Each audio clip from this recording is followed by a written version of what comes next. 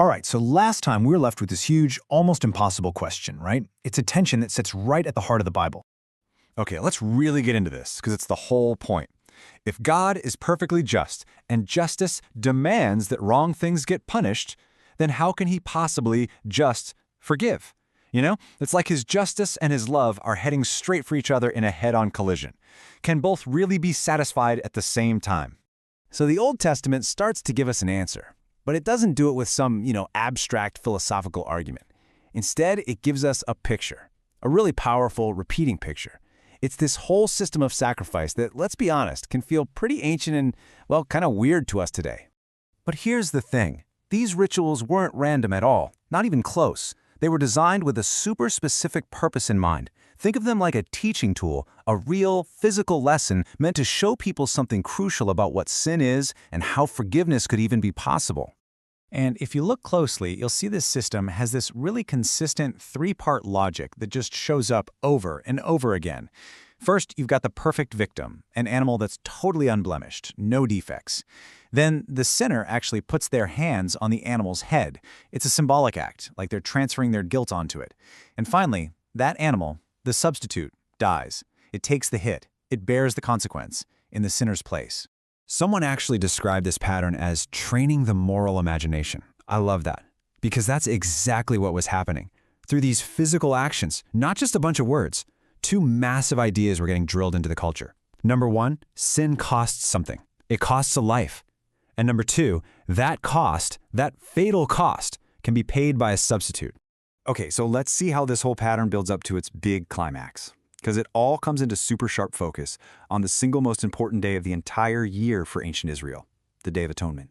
So on this one day, and only this one day out of the whole year, the high priest could go into the most sacred place you can possibly imagine, the Holy of Holies, which was like stepping into the very presence of God. And this wasn't just for him, not at all. He was going in there as the one guy representing the entire nation. I mean, think about that. Every single sin from every person for the whole year, it was all tied up in what he was about to do. And what did he do? He would confess all of the sins of the people while placing his hands on the head of an animal. Just try to picture it.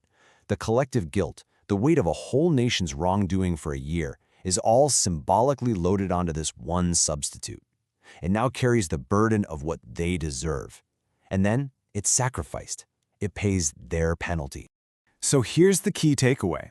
That ancient ceremony, it's basically a living, breathing definition of what we now call penal substitution. Let's break that down. You have a penalty, a just consequence for sin. And you have a substitute, who bears that penalty for the guilty party. And the most important thing to see is that this isn't some new idea somebody came up with centuries later. No way. It's woven right into the fabric of the Old Testament story from the very beginning. But for as powerful as this whole system was, it had a problem, a really big built-in limitation. It was almost like it was designed to be incomplete. It wasn't the final answer.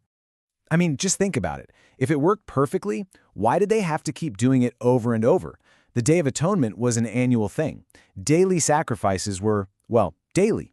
The reason is that an animal's life was always just a temporary fix. It was a covering, sure, but it could never, ever permanently solve the problem deep down. It could point to forgiveness, but it couldn't actually scrub the human heart clean. And this is what shows us the gaps so clearly. The whole sacrificial system was like a shadow or a copy of something else. It was a picture that was always pointing forward, designed to create this deep national longing for the real thing that hadn't arrived yet. They were waiting for that one, final, perfect, once-for-all sacrifice. And then, after centuries of this pattern playing out, the New Testament just drops this bombshell announcement. The reality that all those shadows were pointing to? It's here. The real thing, the substance, has finally arrived. Jesus Christ is presented as the absolute fulfillment of every single piece of that ancient pattern we've been talking about. He's the truly spotless victim, completely sinless and pure. And here's the key difference. The animal had to be physically perfect just to symbolize what Jesus is in reality, morally perfect. He then willingly steps in, identifies with us, and takes our guilt on himself. His death becomes the final, the decisive, the once-for-all sacrifice that never, ever has to be done again. Period. Okay, so let's circle all the way back to that first big problem we started with. How does this, the cross, finally solve that deep tension between a perfectly just God and a perfectly merciful God. See, the cross isn't some kind of compromise, where God kind of weakens his justice a little bit to let love win. Not at all. It's the one place in all of human history where God's absolute, righteous anger against evil and his incredible, merciful love for the guilty, they meet. They're held together in this perfect, stunning unity.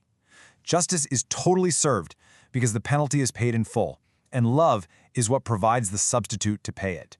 So the penalty's paid, the ultimate substitute has come, the shadow has finally given way to the real thing. But what in the world does that mean for you and me right here, right now?